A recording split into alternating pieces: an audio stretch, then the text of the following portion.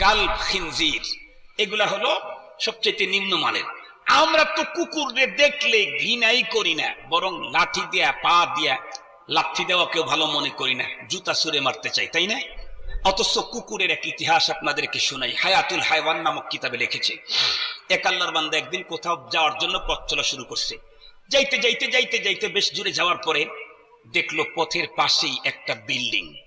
এই রকমের বিল্ডিং ও জীবনেও দেখে নাই।